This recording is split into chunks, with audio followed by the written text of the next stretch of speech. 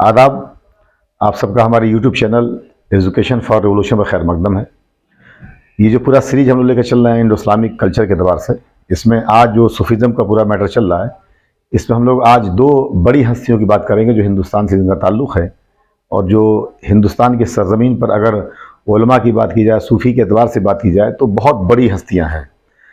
एक तो वो हस्ती है जो वक्त के बादशाहों से टकराई और उनको जो है झुकने पर मजबूर किया जो हक़ की बात थी उसको लेकर, और दूसरी वो शख्सियत हैं जिन्होंने मराठाओं की उठती हुई ताकत, जो लूटपाट की तरफ बढ़ रहे थे बहुत तेज़ी से और शुआर इस्लाम पर ख़तरा बनते जा रहे थे, उनको नेस्तनाबूद करने का जो है हिसाब किताब कर दिया।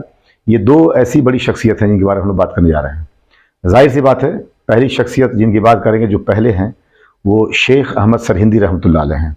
ये शेख अहमद सरहिंदी रहमतुल्लाह अलैह जो हैं, इनकी पैदाइश 1564 में यानी 1564 में पैदाइश हुई और 1624 में इनका डेथ हुआ 1624 में।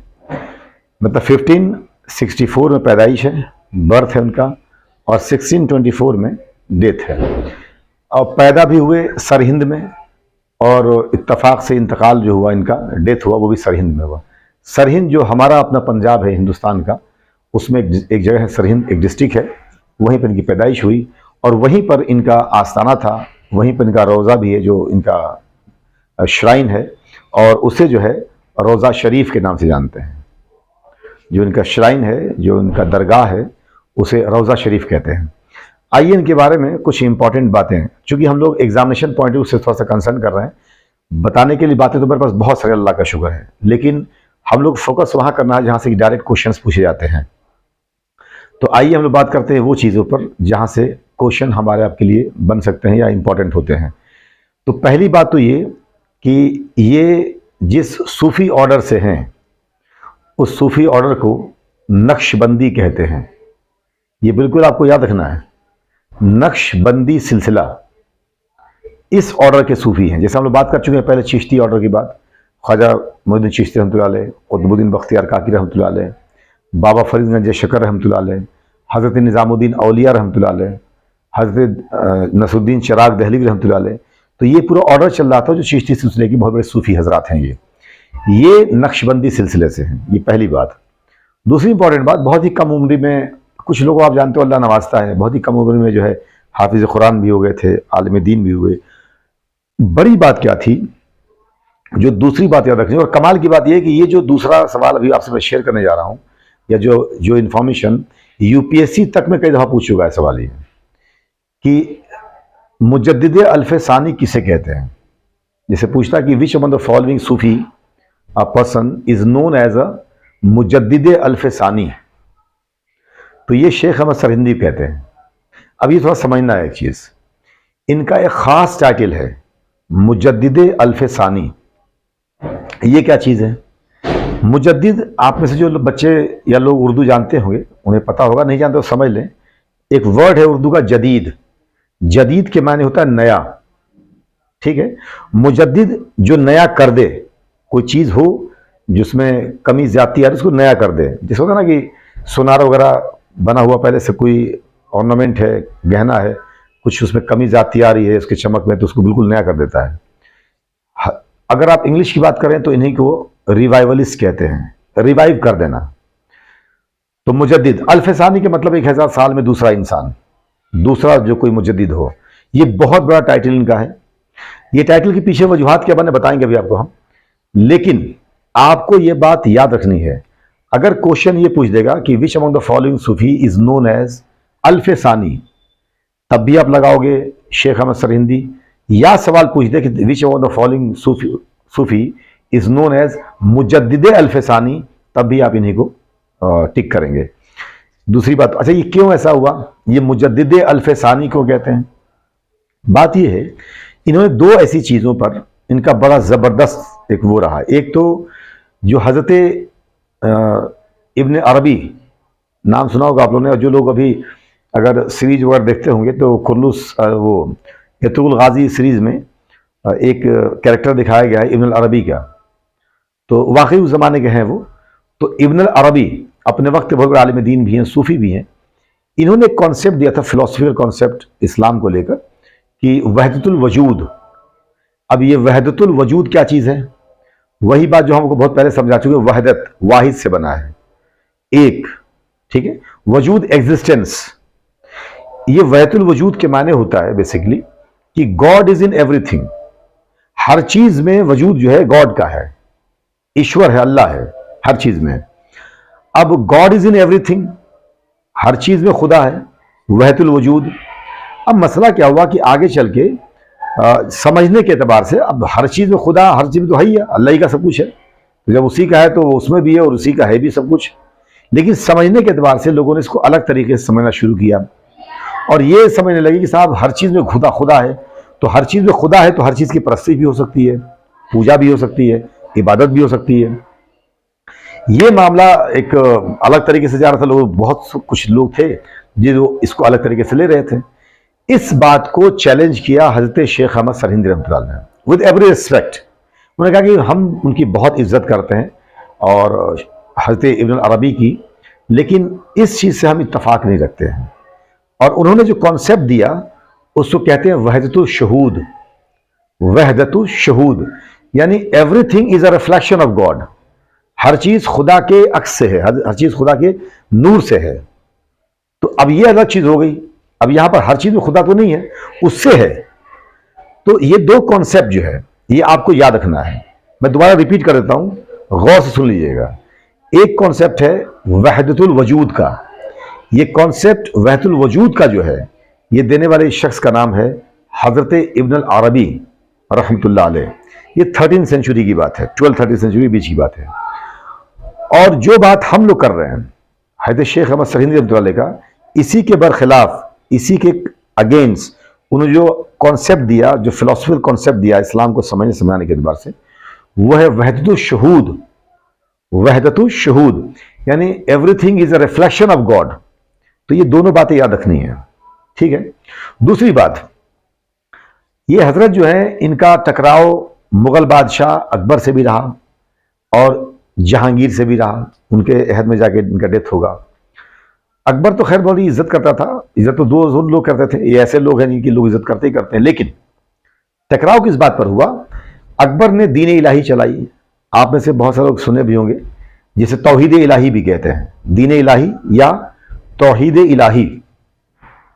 अब एक नया मजहब चलाया उसने कि साहब कोई भी इसमें शामिल हो सकता था। अच्छा, शामिल कैसे हो सकता था? आप आए, अकबर साहब का हाथ पकड़े, आपने कहा अल्लाहु अकबर, तो अकबर जो है अल्लाहु अकबर में अपने आप को देखता था। अब वो उसकी अपनी मर्जी थी।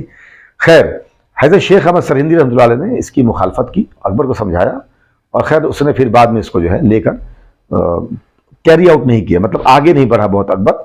और ये जो एक फितना था मजहब के नाम पर, जिसको दीन इलाही या तौहीद इलाही कहा जा रहा था उस वक्त तक, ये ख़त्म हो गया। तो इनका बहुत बड़ा कंट्रीब्यूशन है। हजरत के हवाले से, हजरत शेख अहमद सरहिंदी रहमतुल्लाह अलैह के हवाले से ये कुछ बातें बहुत इंपॉर्टेंट है जो आपको याद रखनी है। इनकी किताबें तो बहुत सारी हैं, लेकिन बहुत एक मजबूत किस्म की किताब जो है इनकी रद्द रवाफिज़ है। रद्द रवाफिज़ एक किताब है जो इन्होंने लिखी थी ऐसे लोगों के लिए जो सहाबा कराम को उल्टा पुल्टा कहना, ठीक है, और इस तरह की हरकतें करना करते हैं, तो उनको लेकर इन्होंने रद्द रवाफिज़ लिखी थी। और ये जो है पूरा शिया हजरात को लेकर इसमें डिबेट किया है उन्होंने। खैर वो एक अलग इशू है। समझना क्या है आपको, समझना जो मैंने बताया कि 4-5 पॉइंट बहुत इंपॉर्टेंट। एक तो ये किस सिलसिले से हैं, तो नक्शबंदी सिलसिले से हैं, ठीक है। इनका टाइटल क्या है? तो मुजद्दिदे अल्फ सानी टाइटल है। कहाँ पैदा हुए, कहाँ डेथ किए? तो सरहिंद में किए, ठीक है। और ये इनको जो टाइटल ये मिला है मुजद्दिद अल्फ सानी का, इसके पीछे कॉज क्या रहा? तो मैंने बताया कि एक तो हज़रत इब्न अरबी जिन्होंने वहदतुल वजूद का कॉन्सेप्ट दिया था, उस कॉन्सेप्ट को चैलेंज किया उन्होंने, और उन्होंने वहदतुल शहूद का कॉन्सेप्ट दिया। तो ये दोनों कॉन्सेप्ट भी याद रखने हैं, वहदतुल वजूद और वहदतुल शहूद, ये दो अलग अलग चीज़ें हैं। फिर इसके बाद अकबर ने जो दीन इलाही चलाई थी उसको उन्होंने रोका, एक तरह से रद्द किया और उसे फैलने से रोक दिया। ये कुछ बातें जो थी इंपॉर्टेंट आपको ज़हन रखनी है। ये इसी लगे एक दूसरे बुजुर्ग जिससे जिनकी हमने बात की कि जिनकी एक आवाज़ पर मराठा ताकत निस्व नाबूद हो गया हिंदुस्तान में, उस शख्सियत का नाम शाह वलीउल्लाह मुहद्दिस दहलवी है। बहुत बड़ी शख्सियत है ये शाह वलीउल्लाह मुहद्दिस। अब मुहद्दिस जानते हो आप, मैं बता चुका हूँ पहले हदीस के हवाले से कि मुहद्दिस अपने आप में एक बहुत बड़ी हस्ती होती है। आमतौर पर आप हाफिज पा जाओगे, आलिम पा जाओगे, कारी पा जाओगे, मुफ्ती पा जाओगे आमतौर पर, लेकिन मुहद्दिस सही मायने में पाना बहुत मुश्किल होता है। ये मुहद्दिस हैं और इनकी पैदाइश मुजफ्फरनगर के फुलत एक जगह है, वहाँ पैदाइश इनकी हुई थी 1703 में। 1703 में पैदा हुए थे, मुजफ्फरनगर में एक जगह पड़ता है फुलत, वहाँ पर, और वो उनका ननिहाल भी था। और डेथ जो हुई है 1762 में हुई है दिल्ली में। दिल्ली में इनका वो रहा, खानका रहा, वहीं से इन्होंने चीज़ों को ऑपरेट किया और वहीं पर दफन भी हैं। और जहाँ दफन है दिल्ली में ही है। तो चूंकि इनका नाम भी आप समझ सकते हो, शाह वलीउल्लाह मुहद्दिस दहलवी, कुतुबुद्दीन मेन नाम था, लेकिन जो आमतौर पर लोग जानते हैं वो शाह वलीउल्लाह मुहद्दिस दहलवी रहमतुल्लाह अलैह के नाम जानते हैं। इनके बारे में 3-4 बातें बहुत इंपॉर्टेंट। पहली बात तो बता रहा था मैं आपको कि ये मराठों से ये मामला क्या था। आपने सुना होगा 1761 में पानीपत में बड़ी जबरदस्त जंग हुई, और ये पानीपत का 3rd बैटल था, जिसमें अहमद शाह अब्दाली जो अफगानिस्तान के रूलर थे उस वक्त, उनका टकराव मराठों से हुआ आमने सामने बिल्कुल। जिस मराठा कंटिजेंट को, पूरी आर्मी को लीड करने वाले शख्स का नाम सदाशिवराव भाव था।